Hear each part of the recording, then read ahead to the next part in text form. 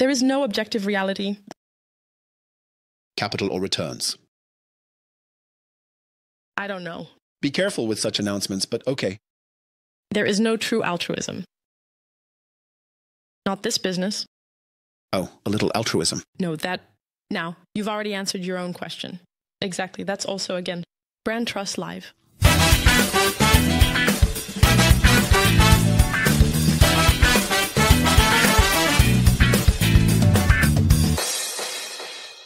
Welcome, dear viewers, to our next episode, BrandTrust Life.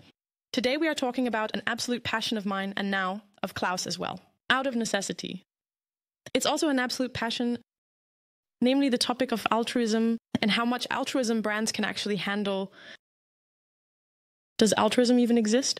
I'll return the question right back to you, because you were the one who inspired me.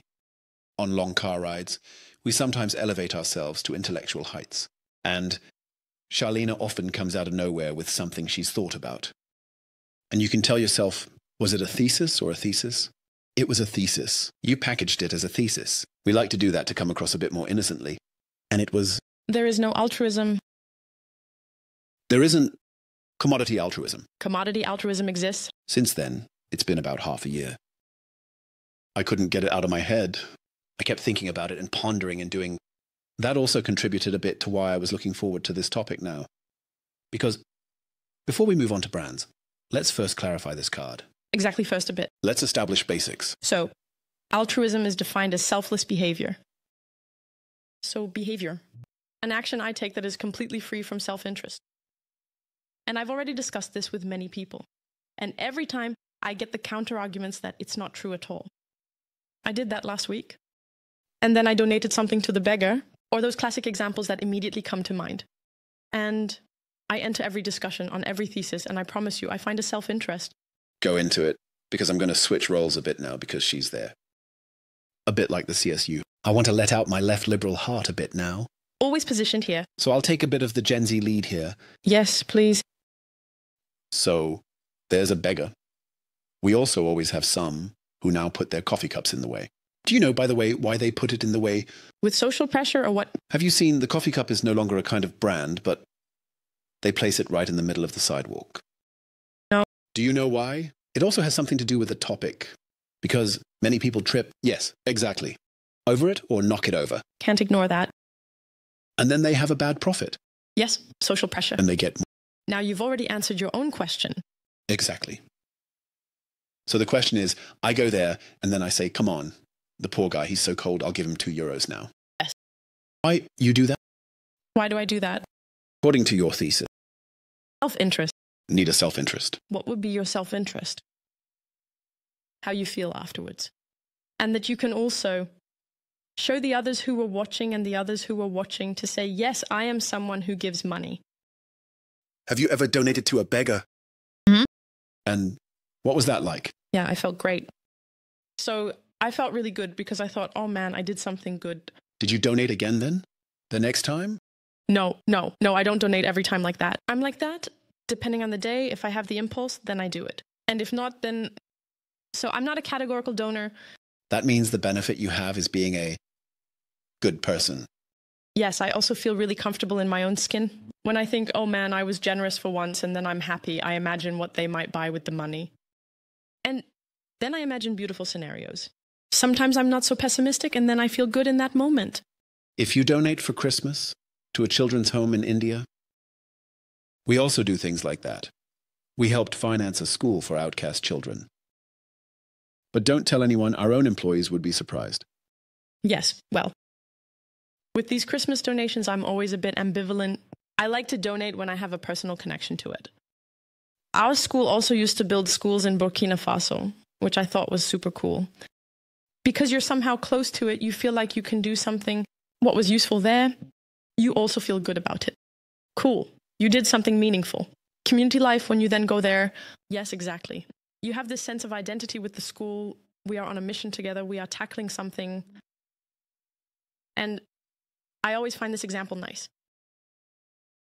So the BASF heiress Marken Engels announced, I think last year, the year before last in Austria, that she will donate a large part of her inheritance.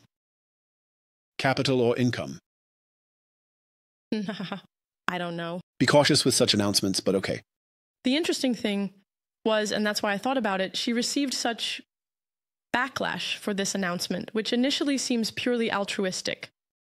So she herself doesn't need that much money, and it should selflessly benefit the community, which should do something with it.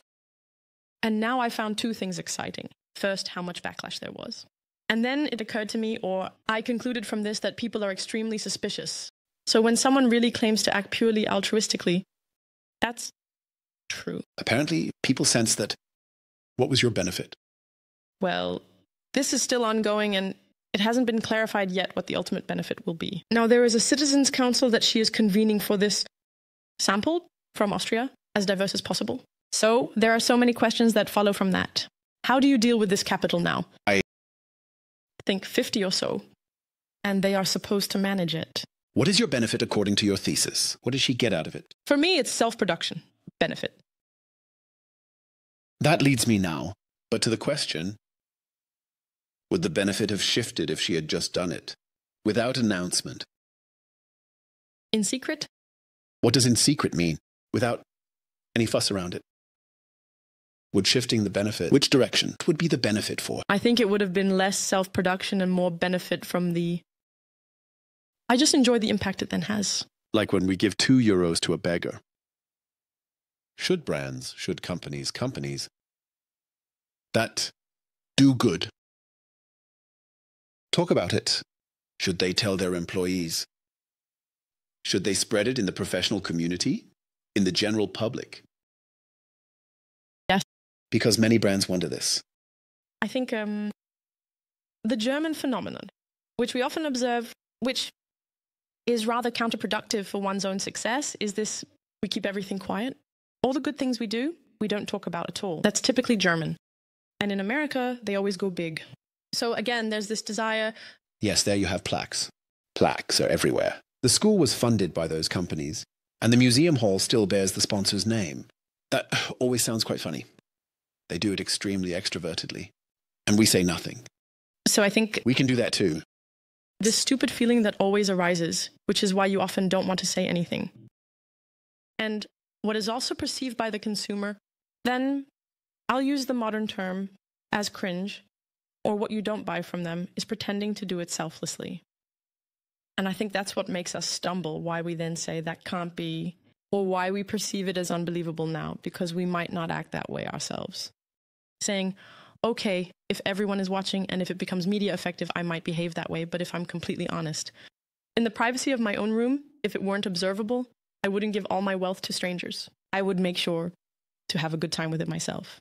And I think, to answer your question now, I would definitely advise brands to talk about what good we are doing, but also to transparently say why we are doing it and what we gain from it.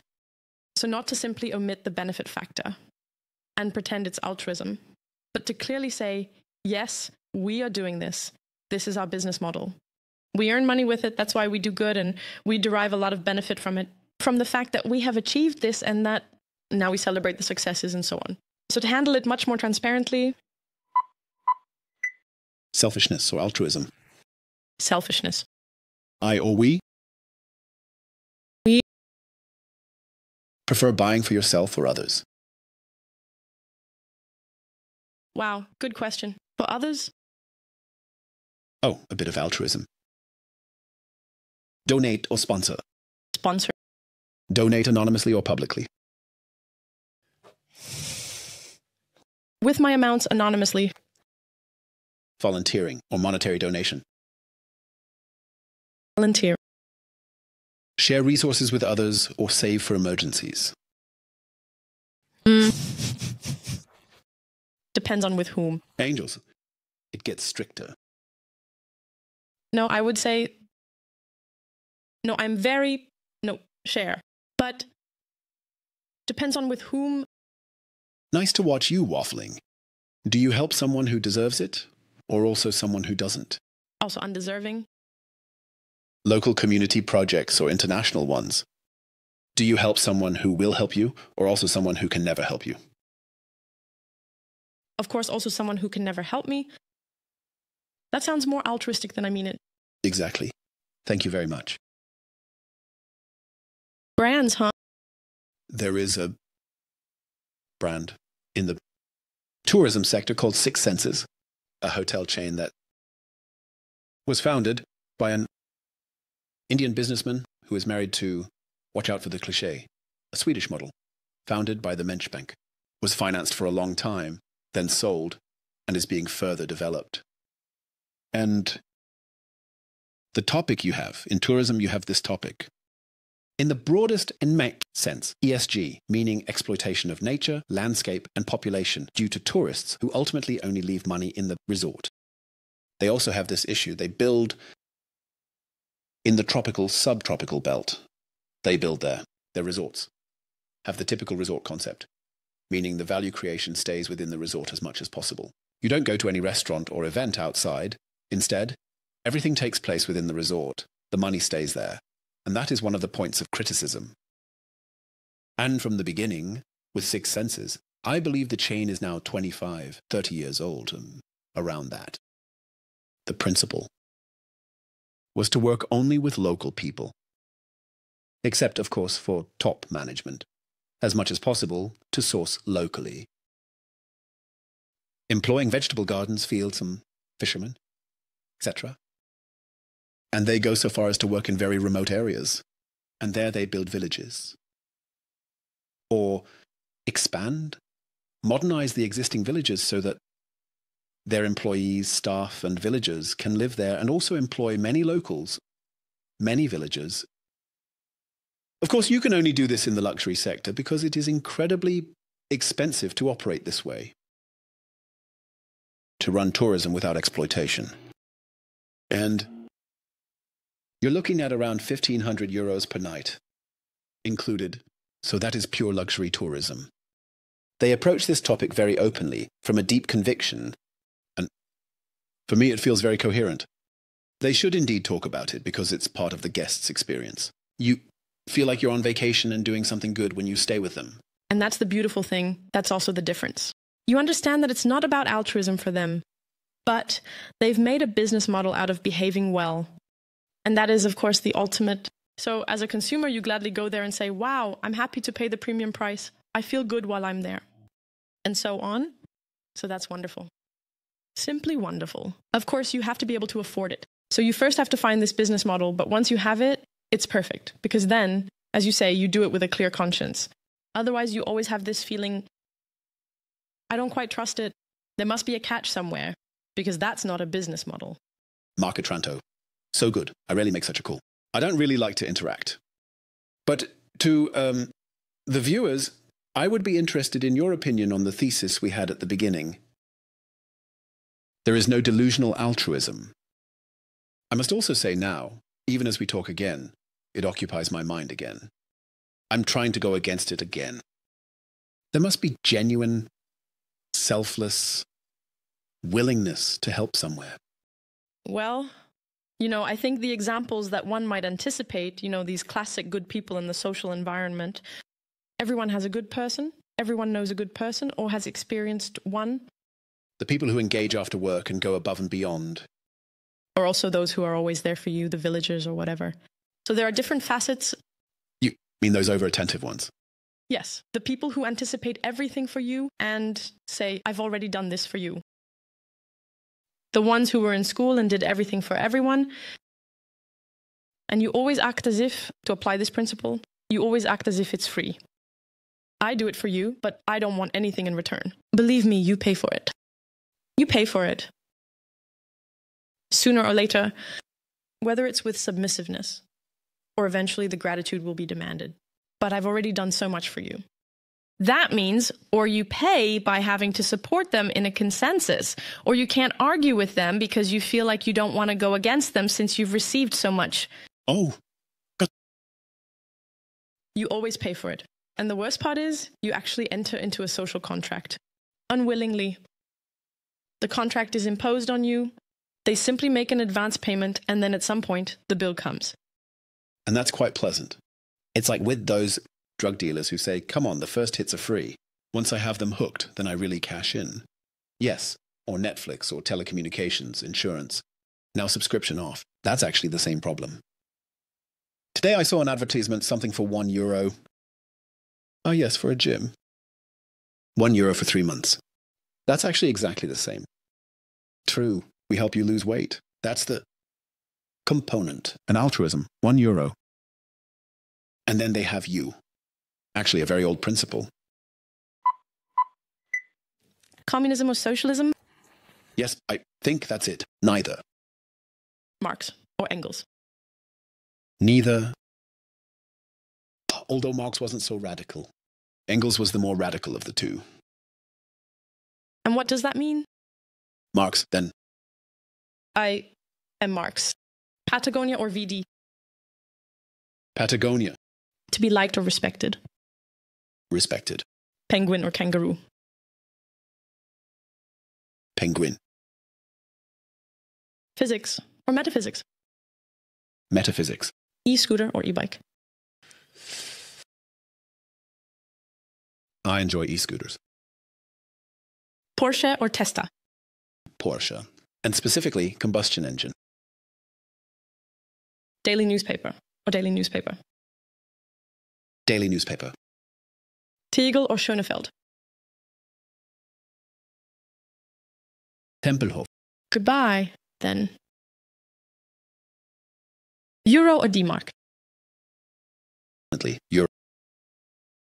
Now, I have to tone down my thesis a bit. I believe 99% of all things we label as altruism are not. Also, this classic phrase, that's 1% in relationships. I only did it because I love you so much, and so on. And with that, control, overstepping boundaries, and such things are often conveniently labeled away. You also see a lot of this in narcissistic personality structures. Is that also correctly applied? There, it is almost pathological. Exactly. So I believe 99% is not altruism. Now I've been thinking, is there really somewhere this altruistic behavior defined as truly selfless behavior? And I believe it exists in the smallest social unit that exists in the world, and not everywhere there either, but I think it can be found in some, namely in families. I do believe that sometimes between family members, actions are taken with an independent, unconditional interest in your development. And therefore, I do things from which I personally gain absolutely nothing. Sure, Mark and Engels. She inherited it. There was a testator for that. And maybe they gain nothing from it except that they're the granddaughter. Benevolent. Of course, one can argue that again, with the benefit stove, your name will continue to exist, but I think that is very case specific. But I think there are actions that are truly, purely altruistic in this small art courtyard, if then they're... So as a tip for everyone looking for it. Gerald Huther, he is a neuroscientist, a researcher, and he has also talked a lot about where this behavior exists.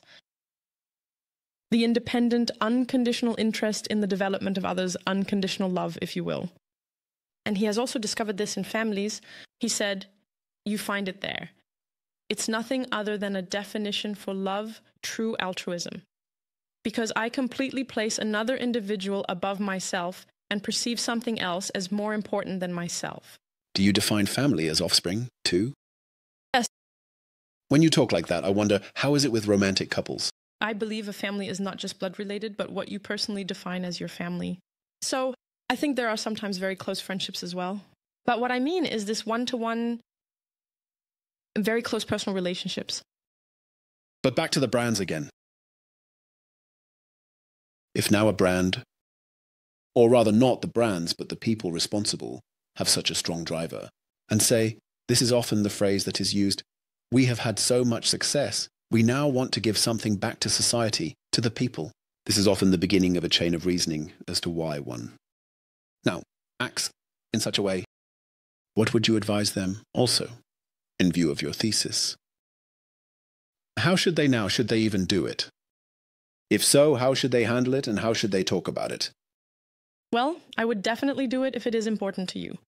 And I would disclose the reason why you are doing it. Because I bet the reason is not we want to give something back to society. but rather we want to become more attractive for new employees. Okay, then you can say that, well, everyone knows that anyway.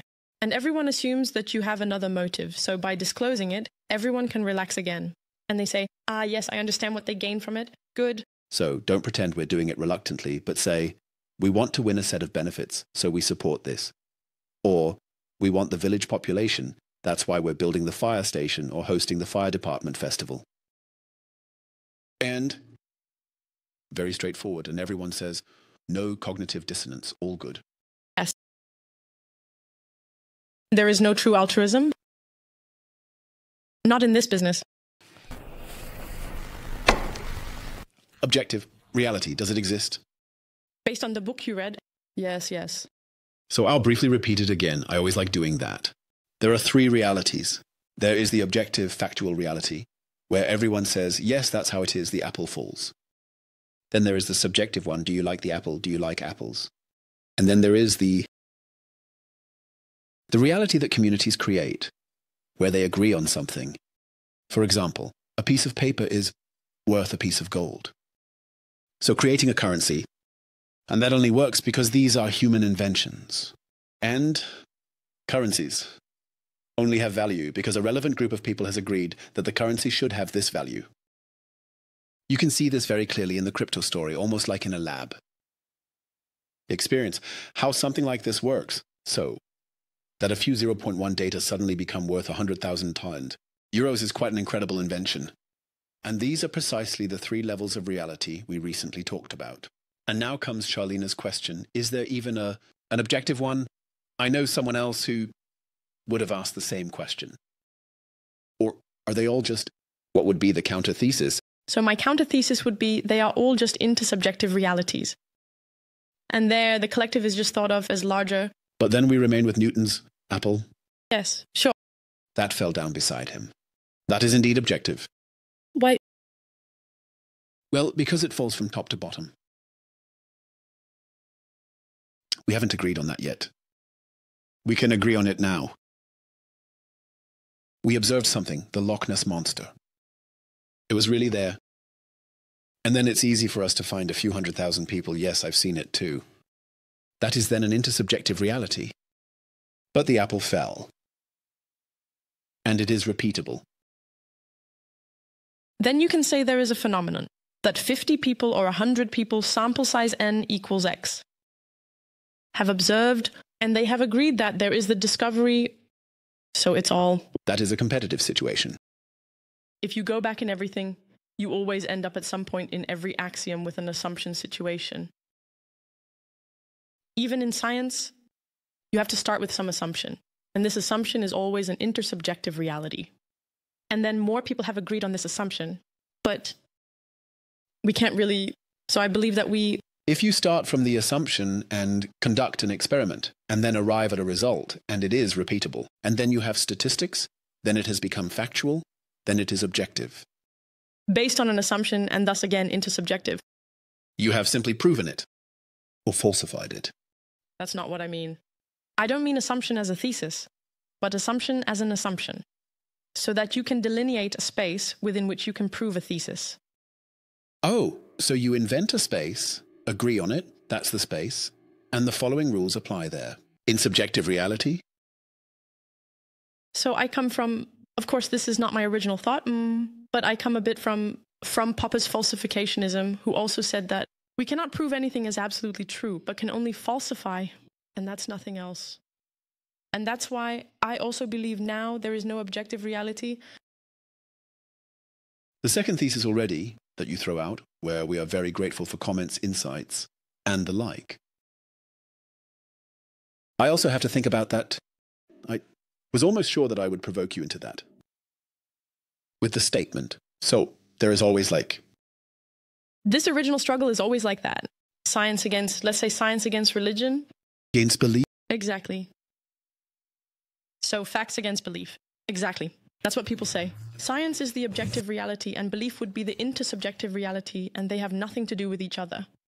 Belief is the narrative that is constant. But even in science, you base your actions on metaphysical assumptions. In fact, every scientist must actually make at least 3 basic assumptions. Otherwise, they cannot even in there define a space within which they can prove anything. First, I believe that the world is comprehensible. I believe that as a human, I can comprehend this world. I believe that it is good to understand the world. All 3 are metaphysical claims, if you will. Jordan Peterson talks a lot about this as well. And so you define a space of metaphysical beliefs, spiritual claims. Well, knowledge is good. The world is good. The world in its essence is comprehensible. There are rules and so on. And then I have marked out a space, and in that I now prove the apple falls down into subjective reality. Final question.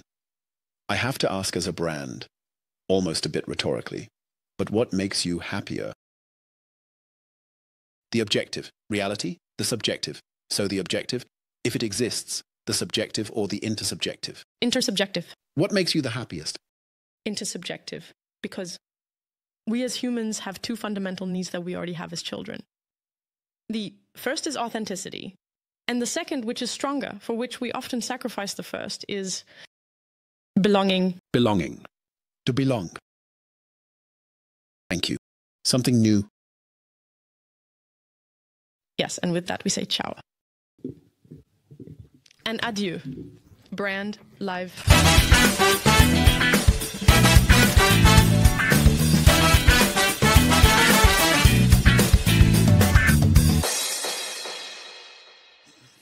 God, now we've completely messed up, Klaus. I'm excited. Come on, give me my envelope. Yes. Oh, yes, indeed. Yes, but not the paragraph.